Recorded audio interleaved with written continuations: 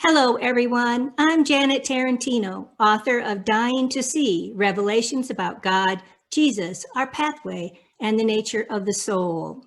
And I'd like to welcome you today to my YouTube channel called Exploring Everything Spiritual. Please click the like button below and feel free to share any of my videos on my YouTube channel. And don't forget to subscribe below to see future amazing videos about everything spiritual. Today's guest is Rob Gentile, the author of the #1 best-selling book, Quarks of Light, A Near-Death Experience. Rob has spent his career as a sales representative in the steel industry while married to his beautiful wife, Melanie, for over 30 years. Together, they have devoted themselves to their special needs daughter, Maria, who is in her 20s. Rob refers to her as pure spirit. Throughout Maria's childhood, Rob grappled with difficult questions about prayer and why children must suffer. Answers came in a sudden, unexpected way at age 56 when he had a massive heart attack and flatlined. That's when he had a near-death experience. Self-discovery and spiritual awakening continued while waiting for a donor heart to arrive. His journey provides a roadmap for overcoming adversity, staying in spirit, and addressing the most troubling questions of our time. He shares the insights learned from his spiritual awakening in his first book, Quarks of Light. Welcome, Rob. I'm delighted to have you here today. I am delighted to be here, Janet. Thank you for having me on your show. Of course. I can only say, my gosh, Rob, I absolutely loved your book. I usually read before going to bed. It's like my own version of a bubble bath that seems to wash away the activities of the day. But I couldn't put your book down, especially since I could relate to so much of your story. Now, I think the audience is anxious to hear about your story. So shall we go back to the orb you saw in a childhood? Oh, Janet, great place to start, because I struggled with that for many, many years, even into my adulthood. And I'll share my experience with you. And it's kind of funny because, you know, I had to die to figure out what this thing was, right? But when I was around 3 years old, my family, I should say, my parents were Italian immigrants, and we lived in a very, very modest 2-bedroom home. There were 4 boys. And so being the youngest, I would sleep in my parents' room in a crib that they had set up for me. And I remember so clearly one night I was laying in bed in my little crib, and I had this habit of sleeping on my back with my hands on either side of my head in this open position to the world, you know. And lying there, I saw this beautiful glowing orb. That's the best way that I can describe it. And it wasn't like any kind of other light that I could recognize as a 3-year-old. It wasn't reflection from the moon or a light bulb or anything else. It was just this beautiful glowing orb that seemed to just sit there on the ceiling and just radiate for a moment, almost as if it didn't want to scare me, until I felt comfortable with it. And then all of a sudden, it began to drift down in this beautiful cadence. And about halfway down, curiously, it took the shape of a hand. And that hand floated down and put itself in my right hand. And when that happened, something inside of me just felt like kind of an electrical explosion, but at the same time, it was peace. And my mother describes it as I just jumped to my feet and I grabbed the rails of the crib, and I began rattling this thing like a baby gorilla and just screaming in laughter. And my parents both woke up and mumbled something in Italian, and both fell back to sleep. And it was never really talked about for many, many, many years, because I was afraid, you know, what is this thing that came into my crib and turned into a hand? And so we really didn't talk about it. It wasn't until I think I was about 9 or 10 years old, I started to ask my mother, you know, in a way that she would think I was crazy, what did she think this thing was, and so on and so forth. So that's where it all began for me, really. What color was that orb? Do you remember? It was just a very warm but bright kind of glowing light. When I say it's warm, it's like it wasn't a piercing laser type of a light. It was just a very warm glow, but very white. And it just kind of, it was energy contained within itself. Mm-hmm. And it just kind of drifted down. It was incredible. I have a special place in my heart for orbs, and I'll tell you why. There's actually two reasons. When I was a little girl, I grew up in Iowa, and there was freezing temperatures, and I was in my own bedroom because my sister hadn't been born yet, and I was cold. So I snuggled underneath the blanket, still cold. So I kept scooching down until I reached the end of the bed, where Mom always had everything tucked in at the end of the bed. And I fell asleep. Then all of a sudden, this little orb of light bumped me and woke me up, or some way woke me up. And I saw it. And that's when I realized I couldn't breathe. And I tried to stand up and toss the blankets back until I could get up to the top of the bed and gasp for air. So that means a lot to me. And I think that was probably my guide that was there to help me. And also the number 2 lesson is when I suffocated to death in my near-death experience, I transformed into an orb. And I knew that because I sensed my arms pulling in, and I actually watched my energy leave my lower half of my body, and it pulled up toward me. And that's when I transformed and became an orb shape because of I had a fishbowl effect look until I totally transformed, and then everything was perfect. So those are 2 reasons that I think they are very special to me, and they're very meaningful, really are. Very meaningful. And I'm so glad to hear that. I'm glad I'm not the only one. Because no, I've heard tons of stories like this. You wouldn't believe it. Yeah, it was kind of interesting because just a short little note on this, because it's kind of fascinating to me. One of my editors said, look, I think you need to scrap this whole chapter and forget about this glowing orb thing. People are going to think it's way out there. They're not going to be able to connect with that. And it's one of the things that I fought for. And I said, no, I'm leaving that in the book. Let them think what they want. And it's interesting to hear you say that I'm not the only one. Good to know, Janet. Yeah, no, actually in my first NDE, there was 2 spiritual beings, and then they transformed into glowing orbs and flew out of the room. That's the way they left. And in my 3rd near-death experience, Jesus came as an orb of light, and God came as an orb, and they both grew up into something bigger. So I really believe those are spiritual beings of some kind. Yes, absolutely. Yeah. Now, I'm sure everybody's anxious to hear about your NDE, and I know you've had 2. So let's start with the first one, and we can work the other one in later. Sure, happy to do so. So my first NDE was completely unexpected, Janet. I was 56 years old at the time. This happened on January 26, 2016.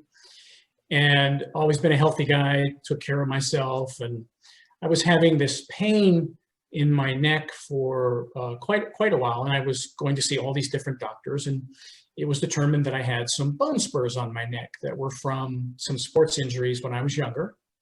So being originally from Pittsburgh, curiously, there was a Korean doctor there that developed a new kind of surgery to remove these bone spurs. So without having to cut the back of the neck, it goes in through the front.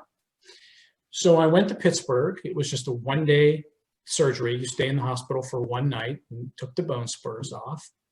Came home, and 4 nights later in my bed, I had a massive heart attack. Ooh. So I don't remember anything about that. All I know is my wife said I began screaming in pain at about 10:30, 11 o'clock at night. She called the ambulance. I was rushed to the hospital. Don't remember any of this, but thank God the hospital is only 3 miles from my home here in North Carolina. But when I got into the hospital, was kind of curious because the ambulance driver knew I was having a massive heart attack. They got me into the hospital. I'm on the gurney, and they put me in this room to begin stabilizing me with some blood thinners and things like that. And the nurse came in and she said, you know, it looks like he's stable for now. The cardiologist is en route. So let's just hang out here. So interesting. So again, I'm completely unconscious. And then what happened is so curious because my wife describes it as like a movie, a scene from the movie The Exorcist. Oh. It was almost like someone had grabbed me by the lapels and just pulled me forward with great force to get my attention. So there I am laying there, my eyes are closed, I'm unconscious, and I spring forward onto the gurney, my eyes pop wide open, and I screamed out the name Frosty. When I screamed out the name Frosty, I collapsed backwards on the gurney, the monitor flatlined, and code blue rang out through the hospital. But to give you a little bit of backstory here, why this is important, is that Frosty is the nickname of my brother-in-law. And unfortunately, 7 weeks before I died that night, my brother-in-law had committed suicide, sadly. Mm. And he was living at the time, he was separated from his wife, and he was living at the time with his parents in the upstairs bedroom of their house. So his mother had called me, it was like 5:30 in the morning, and she asked me to come down, which is only about 35 miles away. And she had asked me to go upstairs and try to find a journal that could possibly explain why he took his own life. So it was a very tragic scene. I went up into that room like 7 times, Janet, and I finally found a journal, gave it to the family, and I think it brought them some peace. But what happened then is that I coded, in rushed a team of doctors. They began to try to resuscitate me. I was flatlined for 20 minutes. And the cardiologist on call finally arrived and fished a pump up through my groin into my heart, found the blockage in my widowmaker. I had thrown a blood clot into my widowmaker, put in 2 stents, but there was already deep, deep damage done to my heart. I was intubated. I went directly into a 4-day coma. And while I was in coma, my brother drove down from Pittsburgh. I was raised Catholic, called a local priest. The priest arrived, anointed me with oil, gave me my last rites. And during that 4-day period, they sent in neurologists to see if I was brain dead. But on the 4th day, my doctor said, look, we can't wait any longer. We're going to pull out the breathing tube. If he survives, we'll see what we have. He might be a vegetable, but we have to make a decision. So obviously I started breathing. But what was curious is that my wife came into the room first, and she describes this, I describe this in the book as, she said I was very childlike and I was talking very fast with this high-pitched voice, and she came in and she sat beside me, and I said, Melanie, you have to believe me, you have to believe me. Your brother came to me. And she said, oh, now it's making sense. And I said, what do you mean it's making sense? And she said, Rob, right before you flatlined, you sprung forward on the gurney, you screamed out his name and collapsed and died. And she said, tell me exactly what happened. And I said, Frosty said to me, I made a big mess out of things. You're going to have to go back and help clean things up. But tell my family I'm in a good place. And that, Janet, and now I know, looking back, and it took me a long time to figure this out through writing the book and all the other things that happened to me on my journey, it was Frosty really that prepared me spiritually for what was yet to come. Mm-hmm. And it was curious because the second day, there was another spiritual part of this first near-death experience, which is so uncanny because the Dr. Shadia Patel, beautiful little Indian woman that came in that night to resuscitate me. What was curious is the second day out of coma, she came to my bedside. And my arms were paralyzed at the time. I couldn't move my arms, second day out of coma.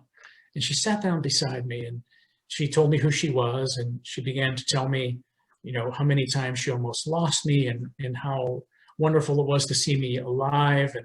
And then all of a sudden it got personal.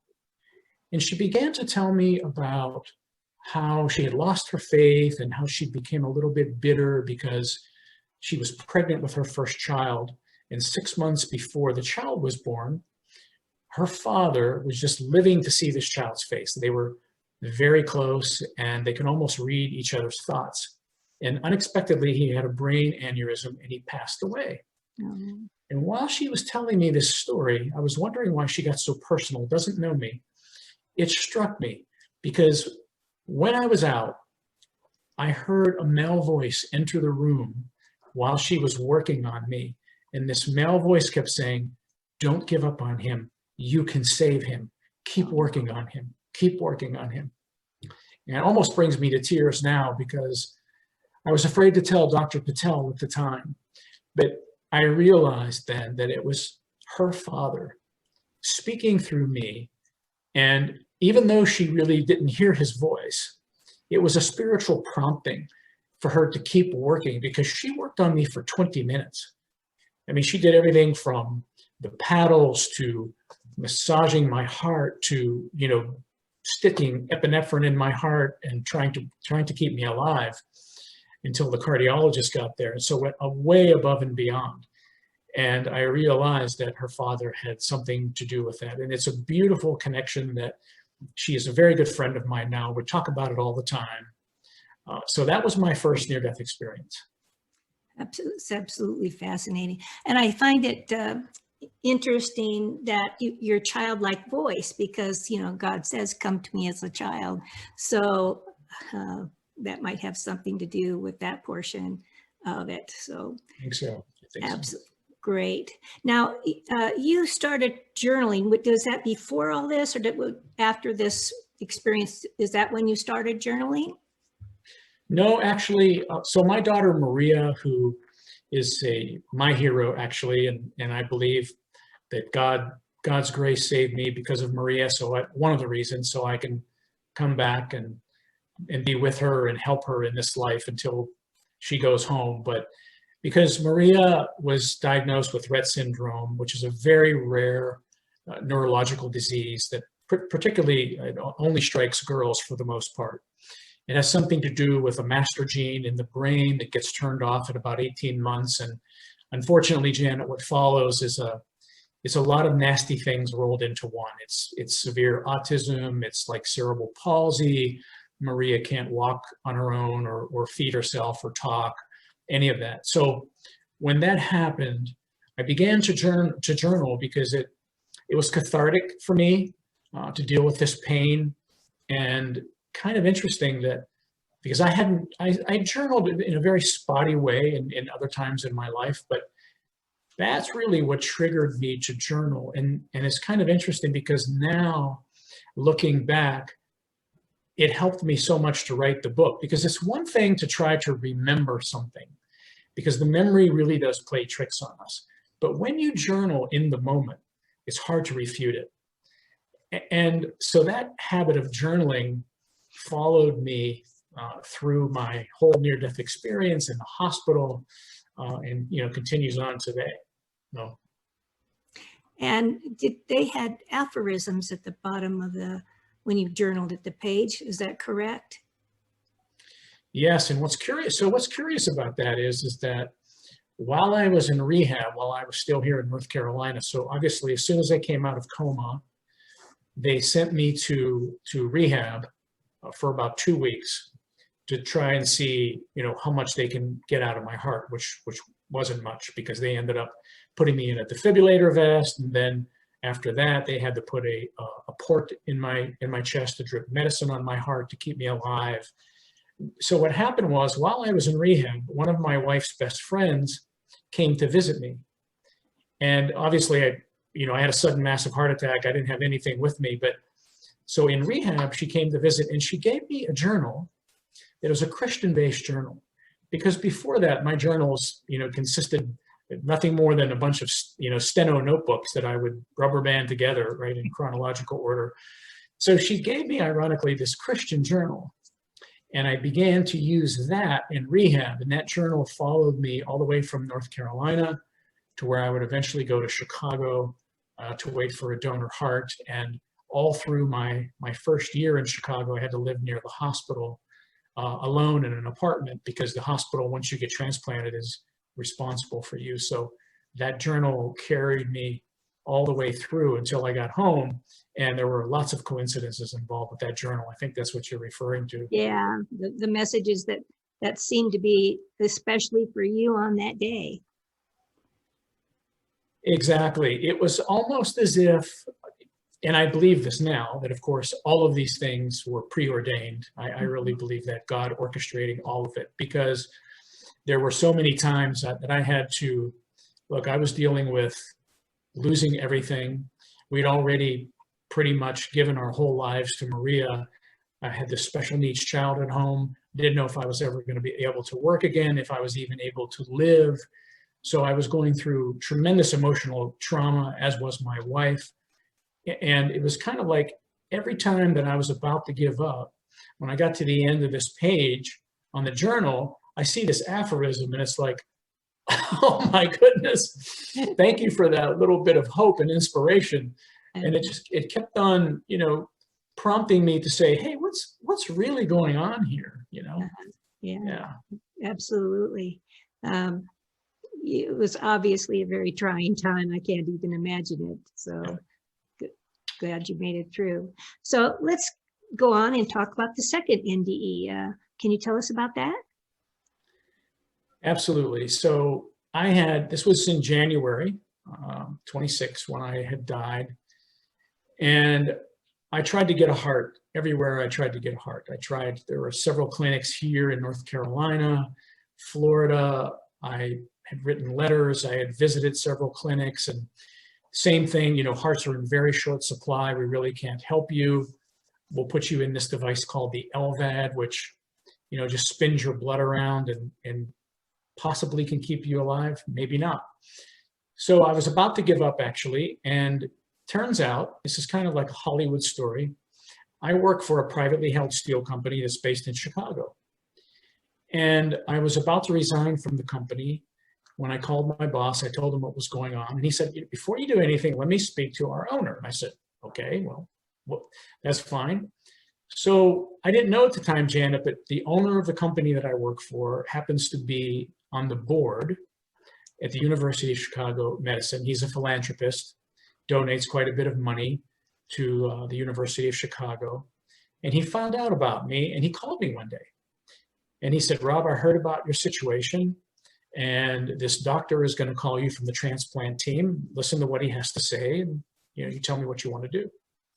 So a day later, this doctor called me from Chicago miraculously and said, Rob, if we don't find cancer or anything else that would prohibit us from transplanting you, if you come to Chicago, I'll take care of you personally, and I'll transplant you hopefully within 3 to 4 months. And I said, well, who could turn that down, right? Yeah. So 2 days later, my wife and I were on a plane, and we got to Chicago. But when they saw me, Janet, they couldn't even believe that I was walking around. I'm about 174 pounds now, but I had atrophied down to about 138. My heart was about to give out any moment. I had this defibrillator vest on and this pump. And so when I arrived, the doctor said to me, Rob, we've got to figure out how to keep you alive between now and when a donor heart could possibly come. So they said, we've been working on this experimental heart pump that we've pretty much only tried on cows. I talk about this in the book. And they said, but it could be a bridge to transplant, and hopefully it'll keep you alive between now and when a possible donor heart will arrive. So as it turns out, Janet, I signed up for that, and it turned out to be an absolute blessing, because they needed 3 weeks of data to see whether or not the pump would work to go to FDA trials. And that's pretty much exactly how long I had this pump in me. And I talk about this in the book. There's a chapter called The Darkness.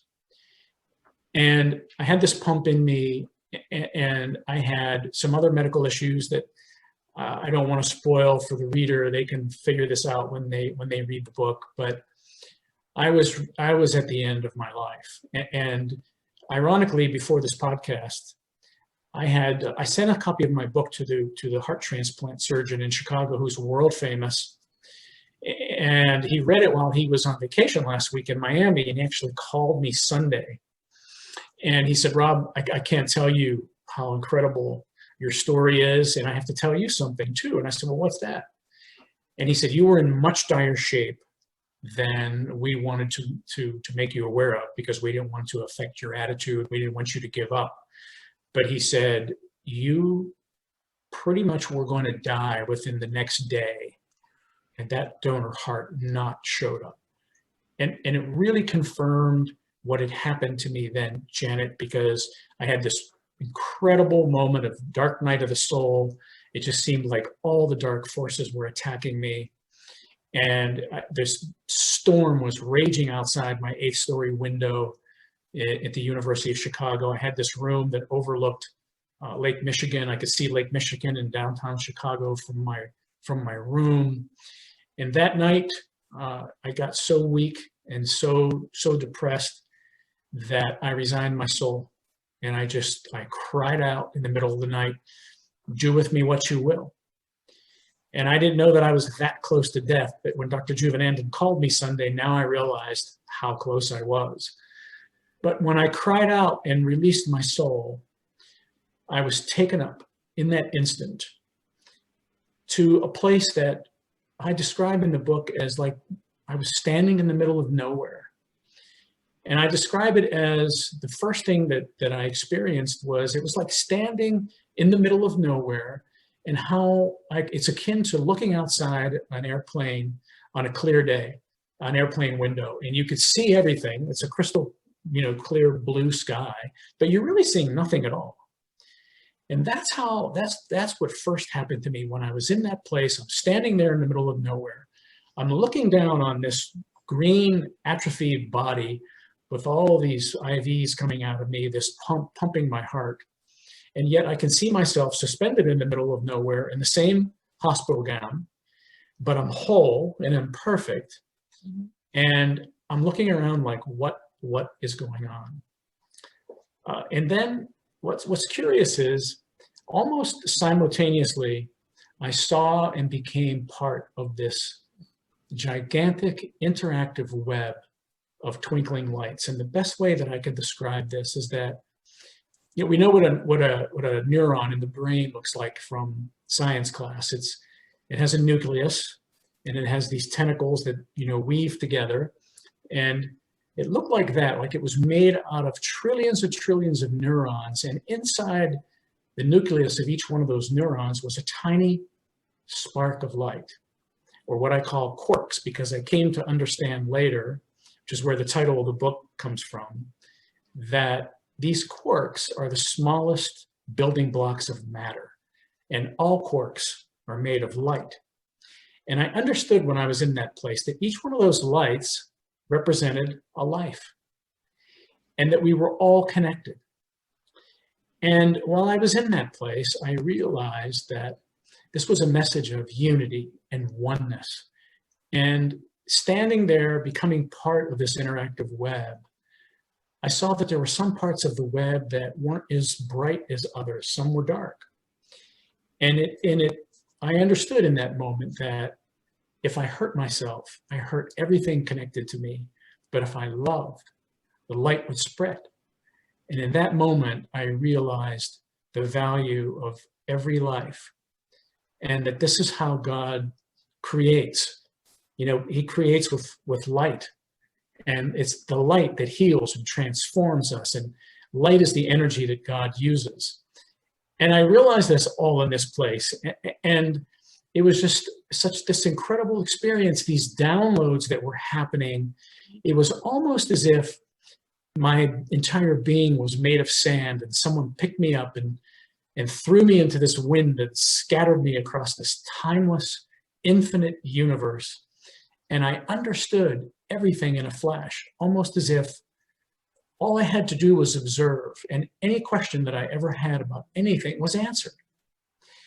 And there's, to me, and I know everybody has a different experience, but for me, the five senses really didn't have any functionality in this place where I dwelled.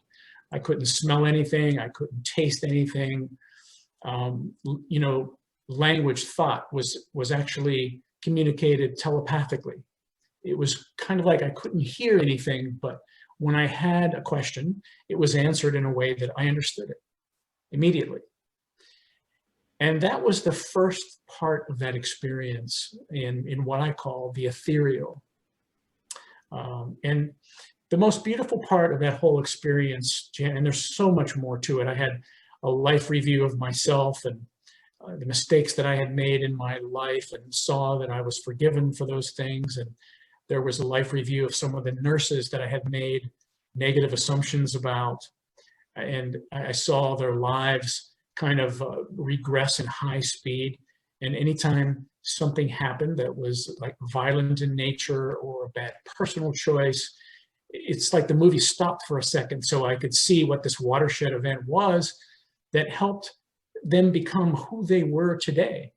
And I thought to myself, you know, how could I have ever judged those people for these mistakes or circumstances that were out of control, or even bad personal choices? You know, who are we to judge anything? And that was a beautiful part of that experience that changed my perception of life and people forever. But the most beautiful part to me of my experience was I was in this place, in this web, and all of a sudden my daughter Maria appeared to me. And she was perfect and whole. And she was standing there, and this beautiful light, spiritual light, was emanating from her. Not the kind of light that we would associate, kind of like the orb, an unnatural spiritual light. And I knew in that moment that it was the light, the Holy Spirit, that light that animates all life. And I cried out to Maria, and I cried out to her, and I said, Maria, I've never heard your voice. I've never heard you say, I love you, Daddy. Your mother and I don't know what to do. We've taken you everywhere to try to find a cure. I don't know what to do when you're suffering and you're in pain. And she said to me in that unspoken language of the ethereal, she said, just love me. And when she said, just love me, I cried out into that infinite expanse, and I heard my own voice echo back to me that I never want to leave this place. And when I heard myself say, I never want to leave this place, I found myself back in my bed with my IVs and the heart pump pumping me. But I knew in that moment, Janet, that I was going to live, and the right heart was going to show up at the right time. Yeah, that's the way it works. And this reminds me, that's fantastic. And this reminds me of what occurred in my third NDE. I was an orb.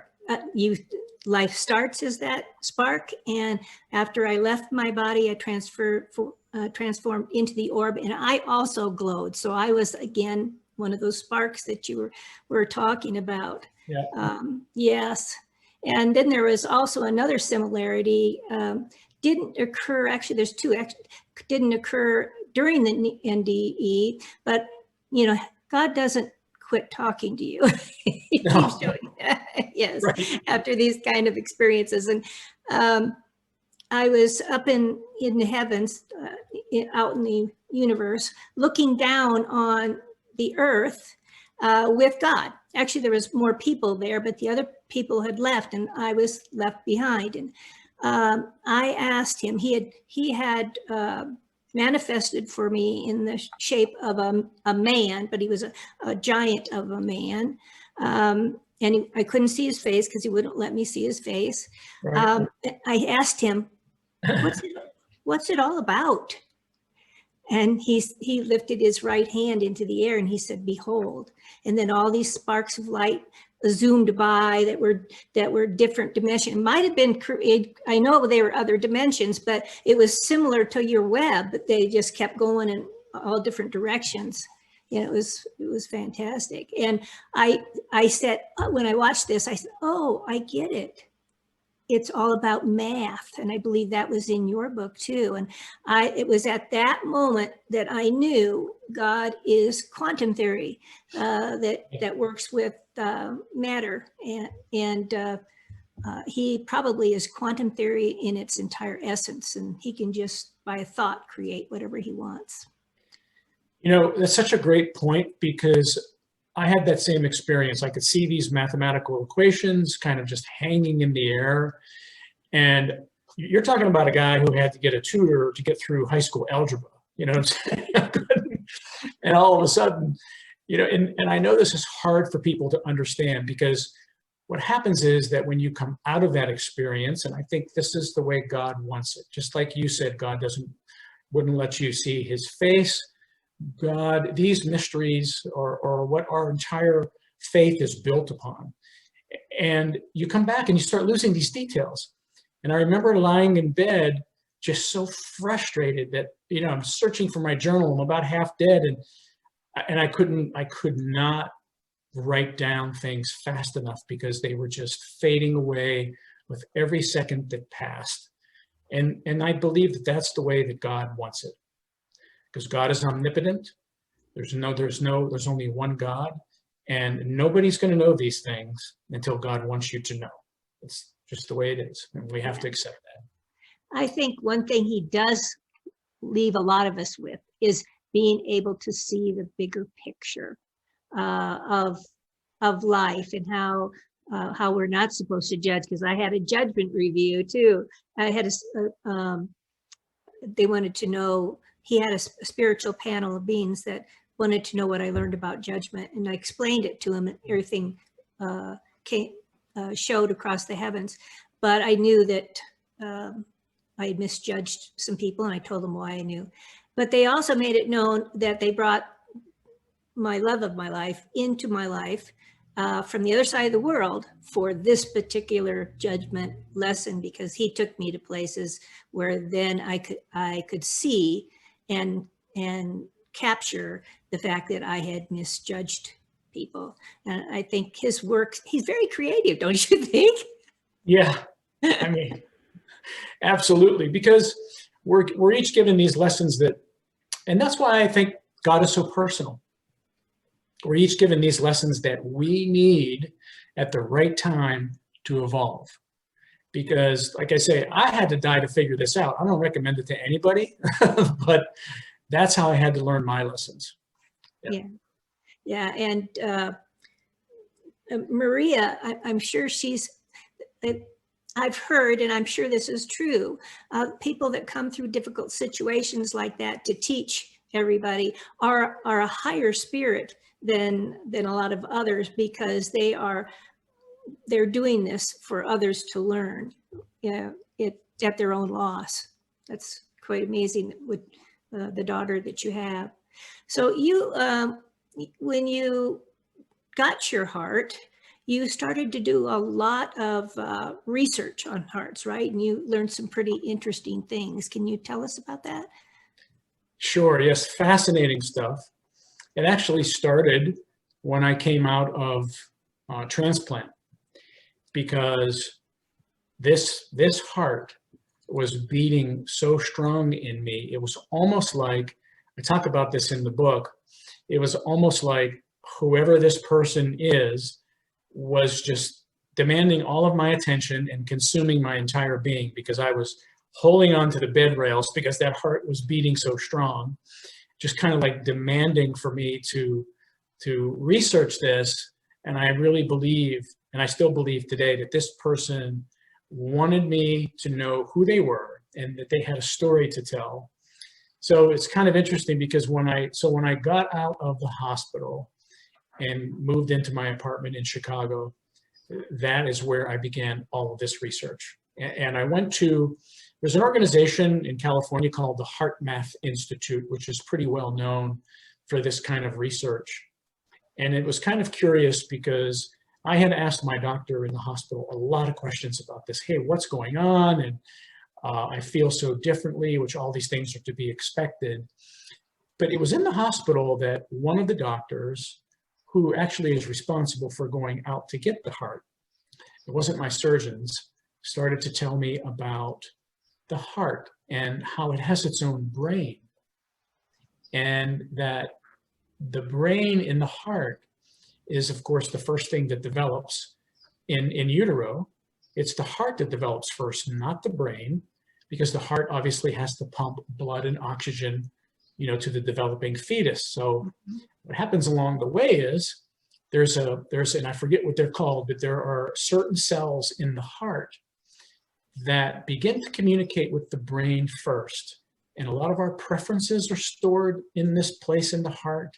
Some of our personality traits, believe it or not, some of our tastes in food and music and all of these things that we would never think about, because it's the heart that powers the brain. So these two communicate. Our adrenaline, our fight and flight system, everything is communicated from the heart to the brain. So I began to question this doctor. Hey, are you telling me that this part of this person comes with the heart? And he said, yeah, that's what I'm telling you. But everybody, it has a different experience as to how much of that other person will express. For some people, I don't know if they repress it subconsciously. For others who are open to experiencing it and wanting to know more about it, I think that that heart expresses, or the essence of that person expresses more in that heart. So I went to the Heart Math Institute, and I began to research all of these things, Janet, and found out fascinating things about the heart, and how the heart has approximately 100 times more electromagnetic pulse waves than the brain. And it's the heart really that probably is where our intuition and things come from, because it's the heart that sends out these electromagnetic signals invisibly that actually communicate with other human beings and with animals. So, of course, how arrogant of us to think that part of the essence of this other human being isn't going to come with it, because it's not just a muscle. Some will say it's the seat of the soul.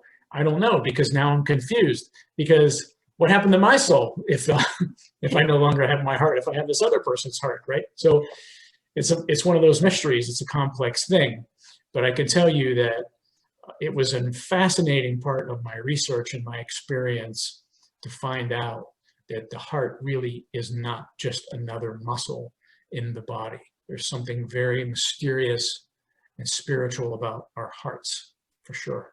Absolutely. And I think the part that the heart sending out more information than the brain is fabulous. Yeah, I never thought of it your way about wondering where your soul is, but we know that's still there somewhere. Absolutely, well, no question, because it lives with you. I saw it. It lives with you, because I, as my soul sat down in my body and put it back on. So, yeah. But our emotions, we do connect to God through our heart, for sure. Oh, for sure. And I noticed when I especially loved in your book, the people that surrounded you. And I adored the Rev in his wisdom. He always had just the perfect thing to say. And I always thought I wish I had him as my friend too. And I loved the aged man on the airplane, because these kind of unusual characters seem to be angels rather than coincidence. And coincidence, you had a description for that. What is that? To me, what I've learned along my journey, Janet, coincidences are God's way of remaining anonymous. And I believe that now more than ever, because I believe that God orchestrates all of those strangers that came into my life, whatever my purpose is. And I'll be 62 this year, and I'm just now figuring out my purpose. And it's kind of interesting that I believe that I had to die to figure this out.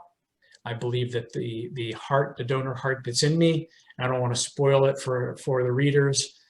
That is part of purpose. That may have been that person's only purpose on this earth. Some of these things are very difficult to understand, but I do believe that these quote unquote coincidences are God's way of orchestrating, and he has a terrific sense of humor, And because each of us come to this life with a purpose, a special purpose. And I believe that God both experiences and expresses life through us. Mm-hmm. That's why, and it ties back into the web, when I had this knowing that if I hurt myself, I hurt everything that's connected to me. But if I love, the light would spread. Mm-hmm. That has a much deeper meaning to me now, because I realize that, particularly in Frosty's case, and Frosty came to me in spirit, and he had deep, deep regrets about what he had done. But I also realize now that there's a purpose to all of these things, and that we can only control our actions, but God controls the outcome. And that's such a big takeaway for me to understand that. But I agree with you, the angels, coincidences, spiritual promptings that prompted Dr. Patel to keep working on me.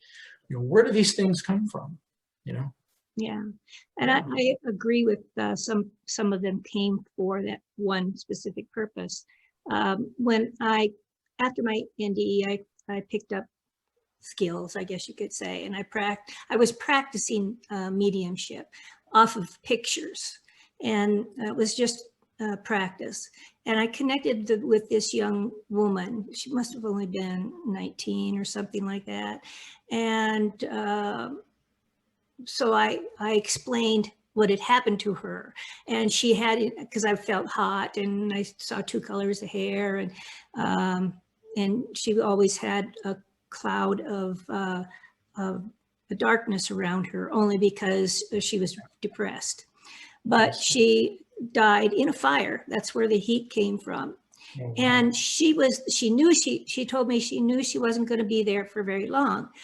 And after she passed away, her mother, who was an attorney, created a new law in her honor, and that law has gone international, and that was the purpose for her coming, the one major purpose for her coming.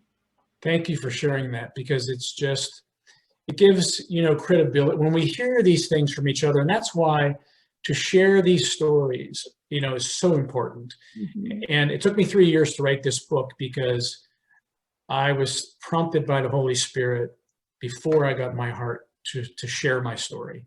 So I had this fire in the belly that no matter what it took, I got up every morning at 4:30 in the morning, wrote for 3 hours before I went to work, because it was so important to connect with people like you, to spread this love and light, to share these stories so other people can realize that we're just spiritual beings having a human experience, and that we're all connected, and what we do here matters. I've come to understand, Janet, that this web in the ethereal is a mere reflection of the web on earth, in the sense that what we do affects our spiritual life. All these things are interconnected: our spiritual life, our life in the temporal world. We come here with purpose. We're commissioned to express it, to experience it, and to accomplish whatever goal it is that God wants us to accomplish. So incredibly important. Yeah, to say that it just blows my mind after I read your book, how he orchestrates our lives, like we've talked about. And you were surrounded by all the people who you needed to love you, support you, and encourage you. And they had the skills to save your life, including your wife, who had special skills that helped the doctors. And it was as if God was the conductor, who lowered the wand and pointed to this person to come into the scene, the section, and you can hear the music playing, and the talents that they had came at just the right time. Have you looked back on your life and saw how magnificently he worked? Obviously you did, because you wrote the book, but it's quite inspiring and thought-provoking.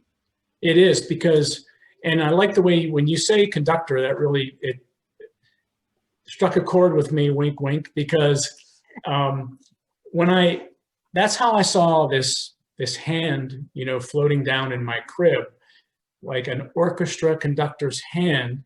And isn't it interesting that when I look back on my life so far, this journey, it has been that. There were many things that, shortly after that, my father passed away when I was 5 years old. He was in the steel mill. He was in a horrible accident,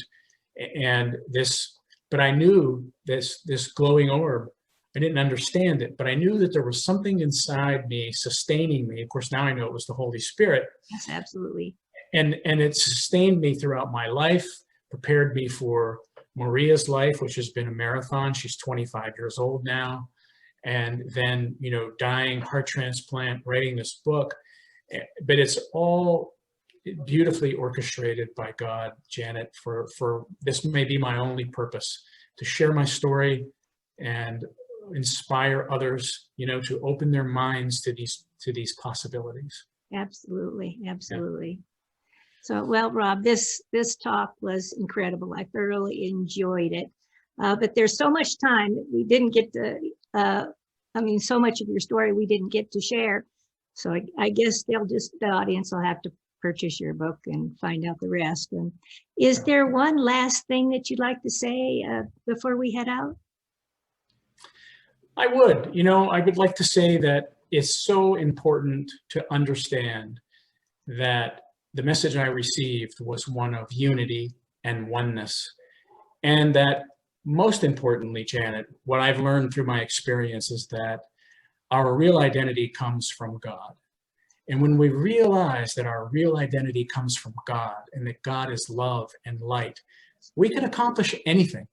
Mm-hmm. It's so important for us to grasp this concept, because I think it'll help many people who are depressed, who are in the dark, when we realize that that spark of light is part of God's light, and that we weren't created to be, failures or depressed. We can do whatever it is that we want with God's help. And the way that I connect personally with God is that every morning I get into, and sometimes, we could take 5 minutes, but I get into a prayer and meditation. I start out with being grateful for everything, just the ability to breathe, to be able to feed myself. And I learned that the more grateful I am, the more God gives me. And that our identity comes from there. And what a wonderful message, to share and to understand. Yeah, similar to mine, because the message I was sent back with was that echoed, and you had echoing in your story too. Love is the only thing that matters. Love is the only thing that matters. And I did see that our spirit is our personal share of God's Holy Spirit. I think that's fantastic. People do need to know this. So yes, perfect way. Couldn't have said it better. Thank you, Rob. And for the listeners, I'll put all of Rob's information below in the description area under the video for ease of access to all who would like it. And as we head out for the day, I ask that you wake up each day with a sense of wonder on where you will be guided, what you'll be shown, and who will be placed in your pathway for you to learn from, because life is the most magnificent, mystical adventure you'll ever have. Share your love, lift people to be the best they can be, and make the most of your life in the time that you have here. And don't forget to subscribe below. Goodbye, everybody. Have a great day. Thank you, Jan.